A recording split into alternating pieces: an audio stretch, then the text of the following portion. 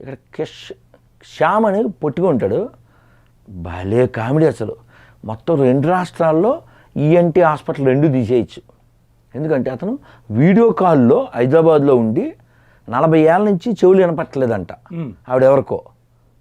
ఇతను వీడియో కాల్లో ఎవరో అక్కడ ఉండే వాళ్ళకి 2 చెవులు ఆవిడ చెవుల మీద పెట్టండి అని చెప్పి షారాబా షారాబా షారాబా అని ఏదో చదివాడు. ఇప్పుడు వినపడుతుందా చెక్ చేయండి, దేవుడి నామంలో వినపడుతుంది అని కేకలు, డ్యాన్సులు. ఇలా కూడా జరుగుతుందా? వీడియో కాల్లో కూడా బాగు చేసేస్తున్నారు. ఇది వైద్యం బాగున్నట్టుంది, మంచి వైద్యం. ఈఎన్టీ హాస్పిటల్ తీయించేద్దాం, అందరం అలాగే వీడియో కాల్లో ప్రార్థన చేయించుకుంటే అయిపోద్ది. ఒక్క జోక్ కాకపోతే మొన్న కరోనాలో చచ్చిపోయిన వాళ్ళు ఎక్కువ మంది ఎవరు పాస్టర్లే తెలుసా? చాలామంది పాస్టర్లు చచ్చిపోయారు. ఎందుకు వాళ్ళు ఎందుకు చనిపోయారంటారు? ప్రార్థనలు పని చేయలే.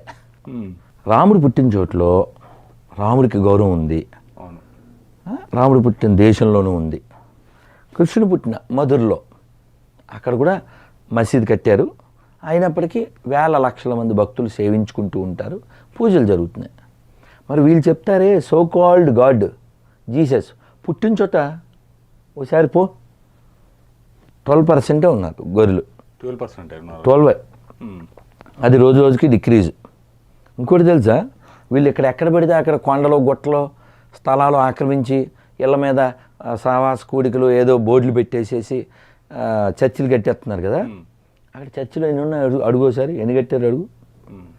ఒకసారి ఇప్పుడు నేను హుండీల్లో డబ్బులు వేయద్దని చెప్తా, మరి ఏం చేయాలి అంటే రెమెడీ కూడా చెప్పా. ఆర్మీకి ఇవ్వండి, అన్నదాతకు ఇవ్వండి, అనాథలకు ఇవ్వండి, చిన్న చిన్న దేవాలయాలు అర్చకులకు ఇవ్వండి, ఆవులకి ఇవ్వండి. నేను మా ఏపీ గవర్నమెంట్ కూడా చెప్పా, స్పష్టంగా చెప్పా, రైతుకు ఇవ్వండి నెల నెల. పాస్టర్లకు జీతం ఏంటి? లోకంలో waste person pastor.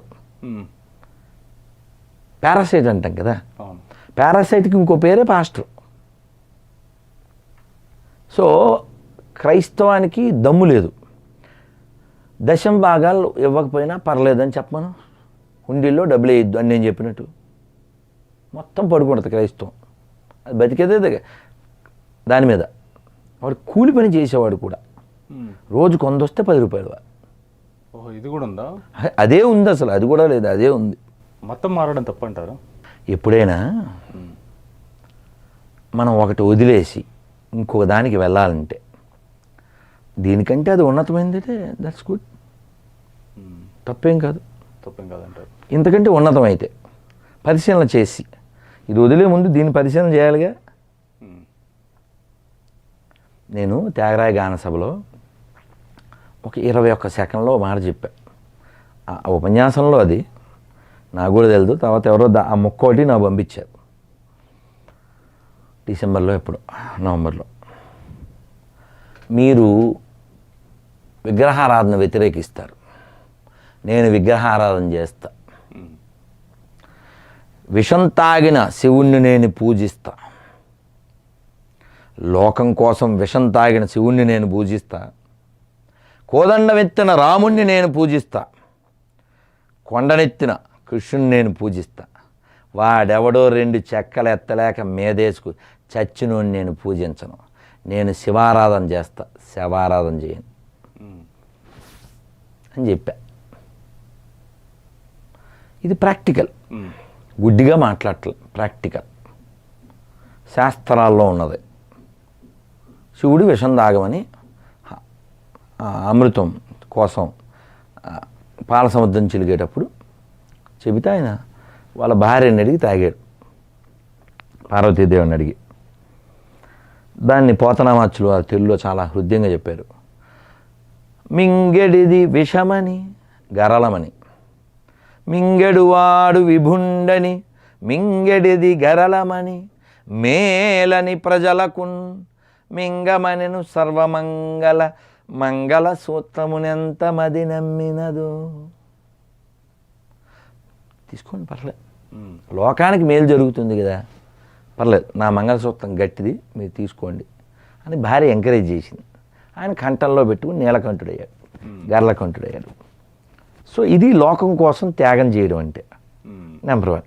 Number 2, so చాలా మందిని రావణాసురుడు ఎత్తుకుపోయాడు, చాలామందిని పీడిస్తున్నాడు. సీతాదేవి కూడా ఒకరు. రాముడికున్న శక్తికి హనుమంతుడికున్న శక్తి చాలు. హనుమంతుడు చెప్తాడు సీతాదేవితో, అమ్మ నువ్వు నా భుజాల మీద వీపు మీద కూర్చో, నిన్ను తీసుకెళ్ళి రాముడికి అప్పచెప్పేస్తాను. సుందరకాండలో వస్తూ ఆవిడ చెప్పుద్ది, నువ్వు నా కొడుకు లాంటి వాడివి, అయినా సరే పరపురుషుడు నేను తాకను. అందులోనూ మేము స్త్రీలం, నువ్వు వెళ్ళేటప్పుడు వాళ్ళు వెనకాల పడి యుద్ధం చేస్తారు, నేను సముద్రంలో పడిపోవచ్చుగా. ఇదో రీజన్. ఇది కాకుండా నన్ను రామచంద్రమూర్తే తీసుకెళ్ళాలి, ఎందుకంటే అన్న భర్త కాబట్టి. నేను వచ్చేస్తే నా పని అయిపోతుంది, నేను సేవ్ అయిపోతా. కానీ ఇక్కడ ఉన్న చాలామంది ఇదే మాట రామచంద్రమూర్తి కూడా చెప్తాడు. సో కాబట్టి లోకం కోసం రావణాసుడు లాంటి ఎందరో రాక్షసుని సంహరించినటువంటి వాడు రామచంద్రమూర్తి. సీతాదేవి చాలా తెలివైనది. రావణాసురుడు ఇంకెక్కడ రాముడు అడవిలో ఏ జంతువుకు ఆహారం అయిపోయి ఉంటాడు, డోంట్ అని చెప్పి అతను ఏదో మాట్లాడితే, నేను చాలా లోకాలను జయించాను ఇలాంటివి ఏవో మాట్లాడతాడు, డబ్బా కొట్టుకుంటాడు. మొన్న మధ్య గరుడ అలిపిరిలో గరుత్మంతుడు ఉంటాడు కదా, అక్కడ మీకు తెలుసా అని బోర్డులు పెట్టారు. అక్కడ టీటీడీ చైర్మన్ ఫోటో వేసి మీకు తెలుసా అని ఏవో డబ్బా కొట్టుకుంటూ. సో అలాగా ఈ రావణాసురుడు కూడా నేను మొత్తం అన్ని లోకాలను జయించాను అది ఇది అంటే, అవును నువ్వు చాలా తోపువే, మేము విన్నాం, నీకు 10 తలలు 20 చేతులు. నిన్ను కొన్ని నెలల పాటు బంధించాడు ఎవరు? కార్తవీర్యార్జునుడు. అటువంటి కార్తవీర్యార్జున్ని సంహరించినవాడు, అతను 1000 చేతులు నరికినవాడు పరశురాముడు. ఆ పరశురాముణ్ణి నిలువరించినవాడు నా శ్రీరాముడు అని గడ్డిపోచ అడ్డం పెట్టింది ఆవిడ. అంటే నీ స్థాయి అది అని. ఎంత గట్స్ ఉండాలండి. రాముడు వెనకాల బోల్డ్ మంది ఉన్నారు. తమ్ముడు ఉన్నాడు, హనుమంతుడు ఉన్నాడు, సుగ్రీవుడు ఉన్నాడు, వానర సేన ఉంది. ఆయన మాట్లాడాడంటే బలం ఉంది, మాట్లాడు. ఈవిడ వెనకాల ఎవరున్నారండి?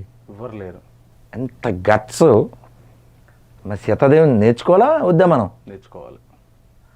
అందుకే అన్నమే అంటాడు, సీతాదేవి పాలి చింతామణి ఈతడు దాసుల పాలి ఇహ పరదైవము రామచంద్రుడితడు రఘువీరుడు.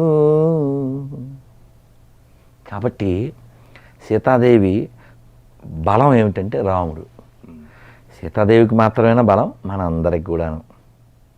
అందుకని ప్రపంచంలో ఎపిక్స్ ఉన్నది, ఎథిక్స్ ఉన్నది, ఎవిడెన్స్ ఉన్నది మనకి మాత్రమే. కావాలంటే చెక్ చేసుకో. ఇప్పుడు కర్ర ఉన్నోడుదే బర్రె అని మా జనాభా ఉంది కాబట్టి మాదే అంటే ఎలా అవుతుందనా? మీకు మానవ లక్షణాలు ఉండాలిగా అసలు ఫస్ట్. ఆధ్యాత్మికత అనే పదం వాడడానికి ఎడారి మతాలకి ఏమన్నా హక్కు ఉందా? నేను చాలాసార్లు ఛాలెంజ్ చేశా, మంచి అమ్మని చూపించండి. అమ్మ లేకపోతే జగత్తు లేదు కదా. ఇప్పుడు నేను మా అమ్మ గురించి మాట్లాడాను కదా, మన అందరూ అమ్మ సీతమ్మ గురించి మాట్లాడాను కదా. త్యాగరాజ స్వామి గారు చెప్పారు, సీతమ్మ మాయమ్మ శ్రీరాముడు మాకు తండ్రి. మా అమ్మ ఓ గొప్ప స్త్రీ గురించి నేను మాట్లాడే, ధైర్యం కలిగిన స్త్రీ మా అమ్మ సీతమ్మ నేను చెప్పా. అలాగే డొక్కా సీతమ్మ గురించి కూడా చెప్తా. ఝాన్సీ లక్ష్మీబాయి, ఓ రుద్రమదేవి, ఇలా ఒకరు కాదు చాలామంది గురించి నేను మాట్లాడతా. మాకు అటువంటి తల్లులు బోల్డ్ మంది ఉన్నారు. జీజాబాయి, శివాజీ వాళ్ళ తల్లి, కృష్ణుని పెంచిన యశోద, రాముడిని కన్న కౌశల్య, ఒక తల్లి కాదు. మరి ఎడారి మాతాల్లో ఒక్క అమ్మని చూపించమను. మరి ఏముందంటారు? ఎవరైనా ఆ పేరు పెట్టుకోవాలంటే దేనికి పెట్టుకోవాలి చెప్పు? ఆవిడ ఎలా ఓ గొప్ప స్త్రీ అవుద్ది చెప్పు, ఓ గొప్ప తల్లి అవుద్ది చెప్పు. ఎవరికి పుట్టిన బిడ్డరా ఎక్కి ఏడిచేయడని ఎవరికి కన్నది? ఎవరికి కన్నా అది ప్రాక్టికల్గా ఏమైనా ఉంటుందా అందులో?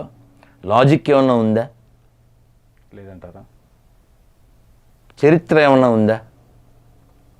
ఎవరికి కన్నా అది? ఇది అతని పేరు జోసెఫ్, కార్పెంటర్. పెళ్ళికి ముందు వీడికి పిల్లోడు. అంటే వీళ్ళు ఏమంటారు? దేవుడు కమ్ముకున్నాడు, యెహోవా కమ్ముకున్నప్పుడు పుట్టాడు అని చెప్తారు. దానికి ఏం ఎవిడెన్స్ ఏం లేవే. ఓకే. చరిత్ర ప్రకారం అయితే ప్యాంతర్ అనే ఆయన జర్మనీ సైనికుడి ద్వారా ఈ పిల్లోడు పుట్టాడని. అందుకే మీరు చూడండి, బైబిల్ ఇంగ్లీష్లో చదవండి, ఎక్కడ యేసు వాళ్ళ అమ్మని అమ్మ అని పిలవడా? మంట.